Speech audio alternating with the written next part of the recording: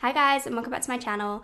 So today's character look is Orochimaru from Naruto, and I've wanted to do this look for ages. My boyfriend Brad has wanted me to do this look for ages, and a lot of you guys have mentioned it as well actually. So the other day, I just sat down and I did it. I decided to go for midway between realistic looking and cartoony looking because, of course, Naruto is an anime and manga series, so how the character translates into a more realistic looking person is entirely up to you really, and you're gonna have to adapt it to how you look anyway. So I'm just going to talk you through my thought process behind the decisions I made as we go along, so let's jump into it.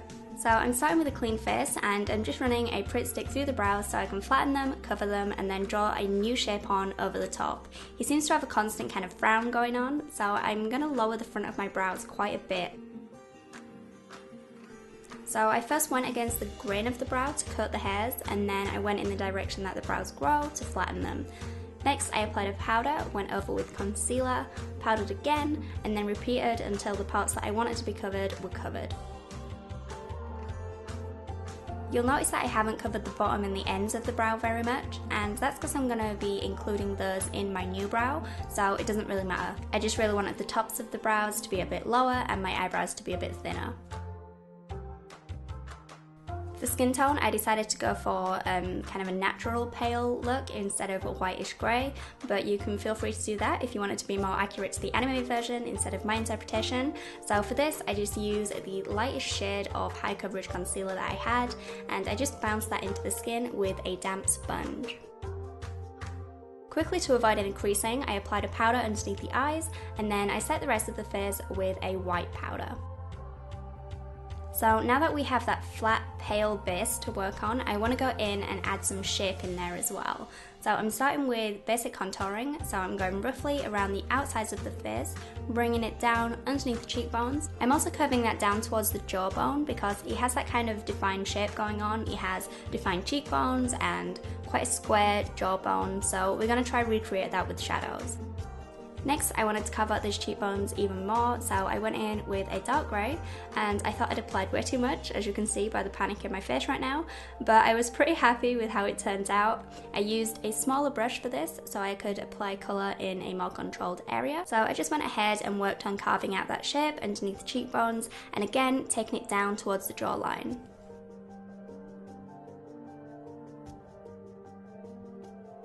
I also squared that chin off a little bit by taking that grey up onto the chin in a straight-ish kind of line, and then bringing it up and defining the sides, which looks kind of weird on this side of my face because I just happen to have a bunch of spots there, you know, like the really lumpy ones that really hurt. So all this did was enhance that and make my jawline look all wobbly, but if that wasn't there, I think it would have looked fine. As always with contouring, I go back over the contour with whatever shade I've used to finish off my skin. So in this case, it was the white powder, and then that way I feel like the contour looks more like it's part of the skin and kind of sitting underneath the skin instead of just sitting on top of it. Next, I went in and added some of that grey to the nose, both to bring some of that colour into the centre of the face because it would look weird without it, because we've created that flat canvas, so you need to add the shadows in everywhere really for it to make sense, but also to slim my nose down slightly since he doesn't really have one most of the time.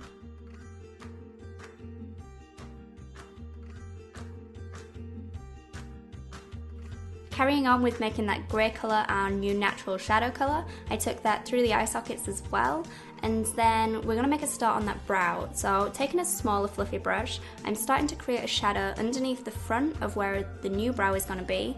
And look how evil I already look. You can always frown to work out where you should be shading as well. Then I'm also going to go in and do the same on the outside of the eye as well, which looks a little unusual now, but once we get the eye makeup on, it's going to all come together. I also took that grey underneath the eye and defined my little eye baggies a little bit, and then I moved on to the brows, which were very scary to do, I must say. I decided to use a brow pomade because it's a creamy product, and I always find you have more time to work with cream products and clean them up if you need to. Same things with like gels really.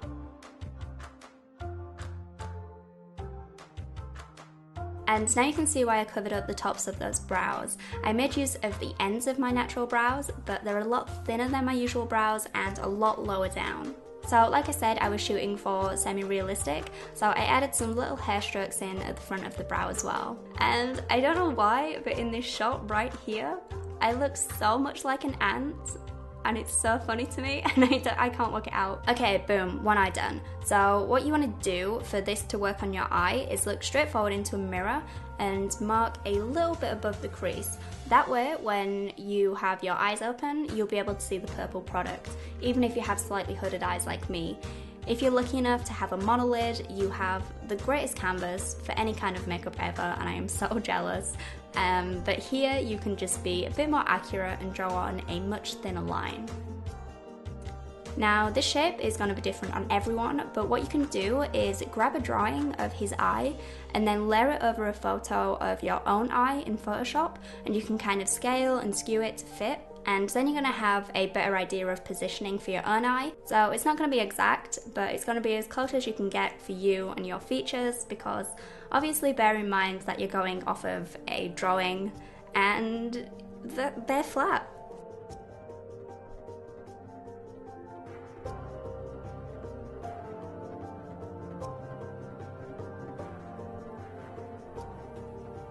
So I drew the outline and then I filled it in, and then I went over the top with a lighter eyeshadow. And confession time, I can't see colours properly, like tones and stuff. It's actually one of the reasons I stopped hairdressing, because I couldn't do dye jobs properly. So I had no idea that the eyes at this point were two different colours until I took photos, and then I went back in to change it. I had no idea until I'd taken pictures, and then I was like, oh, they're kind of two different colours. Maybe I should do something about that.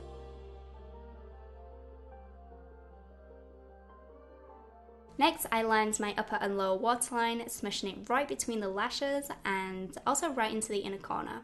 I also took that underneath the lash line as well, also using a little pencil brush to diffuse the edge ever so slightly, so it doesn't look all lumpy and just meh. On top, I used a gel liner and I did a simple thin line all the way across the lid. I brought it down to a point in the inner corner, and then I squared off the liner at the outer edge. So I kind of made a dinky little wing, but then instead of creating a little triangle to make an actual wing, I made a little square instead. Kind of like a little nod to how his eyes are drawn, but without actually trying to change my eye shape and making this more of a cartoony look. I finished off the eyes with some mascara, not to add any length to the lashes or anything, but I'm not sure you can see on camera my lashes had a lot of purple in there, so I just wanted to get rid of that. Now we have the eye makeup on, I realised I wanted to close that gap between the brows and the makeup even more, so I went in with that dark grey again. Next, I added some little frown lines in with a tiny little brush, and again you can just scrunch your face up and follow your natural expression lines. Now this next bit, I kind of just added myself to acknowledge the whole snake thing he's got going on. So I made my nostrils pointier and then also added that tiny little slit upwards like a snake would have. For the lips, since I'm not wearing this look out or anything, I'm just taking pictures of it. It doesn't need to last for me, so I'm just throwing a concealer on to make them look pale. But if you wanted to wear this to a convention or something, I would try to hunt down a pale nude lipstick instead, just so you can wear it all day. But then that's it. It was a super spur of the moment decision to do this look, so I didn't have time to grab any contacts or anything, so I photoshopped my eyes and my tongue, of course, but I'm also going to do a write-up on what you could use for the tongue if you wanted like a real one for your own photo shoots and things, so check out the description for additional information. I really hope you enjoyed this video, and thank you guys for watching. Bye.